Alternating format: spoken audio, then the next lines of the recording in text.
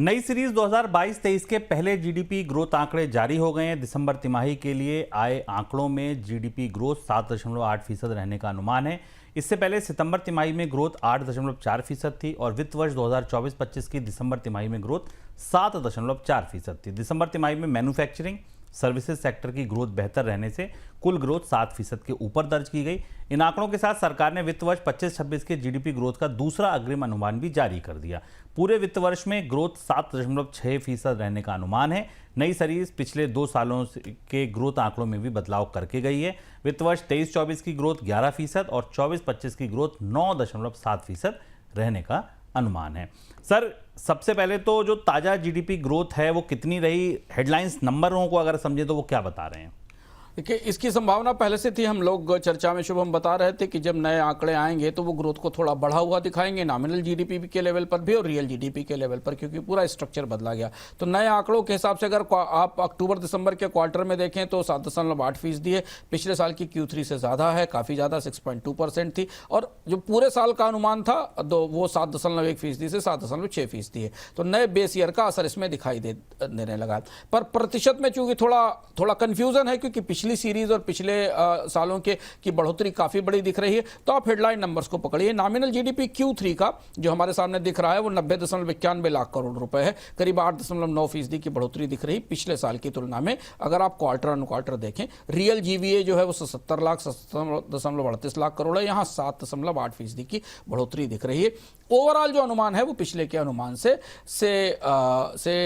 बेहतर दिख रहा है। नॉमिनल और रियल के बीच जो अंतर दिख रहा है जीवीए के मामले में, उसे दिख रहा है कि जो जीडीपी का डिफ्लेटर है वो थोड़ा कमजोर पड़ा है। तो अब ये नए आंकड़े आ गए हैं, जैसे जैसे ये और स्थापित होंगे तो हमें भारत में तमाम और दूसरे पैमानों में बदलाव होता दिखाई देगा, जिस पर हम पहले से भी चर्चा करते रहे, चाहे वो डेट टू जीडीपी रेशियो हो, टैक्स टू जीडीपी रेशियो हो, fiscal deficit to GDP ratio हो, या GDP to stock market NSE BSE ratio, उनमें भी बदलाव होता दिखाई देगा।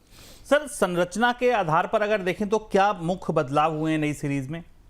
बड़ा बदलाव हुआ, बेस ईयर बदला गया, 2022-23 कर दिया गया। दूसरा ये कि डिजिटल अर्थव्यवस्था का वजन इसमें बढ़ा, कंजम्पशन की बास्केट को ज़्यादा कवर करने की कोशिश की गई, सर्विसेज और इनफॉर्मल सेक्टर को इसमें लाया गया और उसका असर हमको आंकड़े में दिखाई दे रहा है। ग्रामीण अर्थव्यवस्था का भार इस जीडीपी में कम हुआ, जो हम पहले भी बताते रहे हैं कि अभी जीडीपी अर्बन ओरिएंटेड हो रहा है, शहरी जीडीपी ज़्यादा है, ग्रामीण नहीं दिखाई देगा। दूसरा, इनफॉर्मल मैन्युफैक्चरिंग का हिस्सा भी इसमें से कम हुआ, इसीलिए बैक सीरीज के संशोधन में आपको बड़ा बदलाव दिखाई देता है। लेकिन हाँ, आप अगर मोटे तौर पर देखें तो इसमें 8% की ग्रोथ रेट तो नहीं दिखती कहीं भी आने वाले दिनों में। लेकिन हाँ, जो ग्रोथ का पाथ है वो अब थोड़ा स्मूथ दिखाई देता है। 7% के आसपास की औसत ग्रोथ की तस्वीर यहाँ बनती हमें दिखाई दे रही है। 7% की औसत ग्रोथ आप मान सकते हैं। सर, मुख्य इंजन क्या है इस ग्रोथ के? एग्रीकल्चर नहीं रहा मुख्य इंजन। नई संरचना में हमारे सामने जो खुला हुआ हम देखते हैं, मैन्युफैक्चरिंग सबसे बड़ा इंजन है, जो कि सरकार चाहती थी। हालांकि मैन्युफैक्चरिंग से जॉब्स उतने नहीं आ रहे हैं। सर्विसेज में बड़ी बढ़ोतरी दिखाई देती है, जिसमें credit, UPI, air travel, hospitality जैसे हाई फ्रिक्वेंसी डेटा आने के बाद जीडीपी को काफ़ी सहारा मिला है। नॉमिनल लेवल पर खासी बढ़ोतरी दिखाई दी है। डोमेस्टिक डिमांड को कैप्चर करने की कोशिश की गई है। तो अब एक चीज जो पिछले आंकड़े से यहां बदलती है वो ये है कि घरेलू मांग, जो डोमेस्टिक डिमांड है, वो सबसे महत्वपूर्ण फैक्टर हो रही है। क्योंकि ये जीडीपी अपने पूरे स्ट्रक्चर में, ढांचे में, जो नई सीरीज का जीडीपी है, ये डिमांड ओरिएंटेशन की तरफ जा रहा है। डिमांड को कैच करने के जो भी हिस्से बाहर थे, जो डार्क थे, जो जीडीपी की छाया में थे, उनको पकड़ने की कोशिश कर रहा है। तो ये कहा जा सकता है, हालांकि इसमें तमाम सवाल हैं, लेकिन ये है कि डिमांड की सही तस्वीर कैप्चर करने की कोशिश की गई है। और ये हमेशा होता है, जब जीडीपी के बेस ईयर बदले जाते हैं तो उसमें कई तरीके के नए संशोधन आते हैं। तो वो संशोधन इसमें हमको दिखाई दे रहे हैं। सर, एक और सवाल ये था कि आरबीआई और बाजार के लिए इसका क्या मतलब, अगर मैक्रो नजरिए से देखें तो इस नई जीडीपी व्यवस्था का? देखिए, ओवरऑल अगर आप देखें तो ये 2000 की चाइना स्टाइल की ग्रोथ का एक्सप्लोजन नहीं है, 8-9% का, ये सामान्य स्थिति है। बाजार के लिए देखें तो जो आरबीआई का मुहावरा है, जिसको गोल्डीलॉक आरबीआई कहता है, कि ग्रोथ 7% से ऊपर बनी हुई है, 7.5% के आसपास है, महंगाई की दर कम है और राजकोषीय घाटा नियंत्रित है, और अब तो और कम हो जाएगा क्योंकि नॉमिनल जीडीपी ऊपर बढ़ गया है। तो इसे आप तथाकथित गोल्डी लॉक कह सकते हैं तकनीकी तौर पर अगर आप इस व्यवस्था को देखें।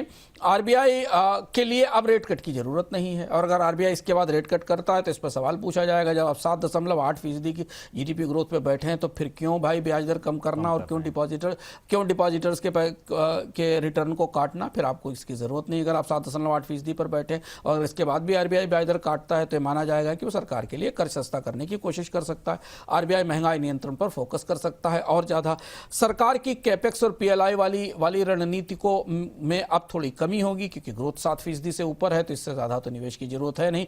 8% से ऊपर निकलते ही हम दूसरी बहस सुनना शुरू कर देंगे कि इकोनॉमी ओवरहीट हो रही है। तो बाजार के लिए वैल्यूएशन के क्या संकेत है? नया बेस ईयर जो है वो 7% की ग्रोथ स्थिर तौर पर भारतीय बाजार को दे रहा है।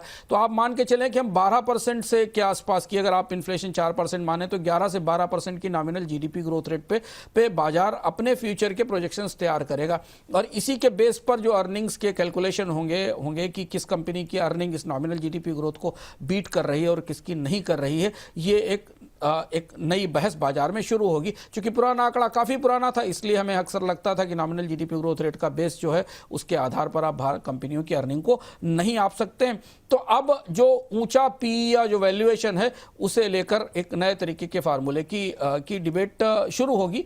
हाँ, ग्रामीण अर्थव्यवस्था को लेकर जो ग्रामीण इकोनॉमी फोकस कंपनियां हैं उनके लिए अब इस अर्थव्यवस्था में अपने लिए किक ढूंढना और बाजार को जस्टिफाई करना थोड़ा मुश्किल कर सकता है। तो तस्वीर है कि 7% की ग्रोथ भारत की एक कंसिस्टेंसी बनी हुई है अगर आप इन आंकड़ों को देखें। वास्तविक जमीन पर इसके कई सारे व्याख्याएं और कई इसके कंट्राडिक्शंस भी हो सकते हैं, लेकिन भारत ना बहुत तेज दौड़ रहा है ना बहुत कमजोर है। एक औसत ग्रोथ रेट पर 7% पर बना हुआ है। ये पूरी जो जीडीपी की नई संरचना आई वो हमें बताती है।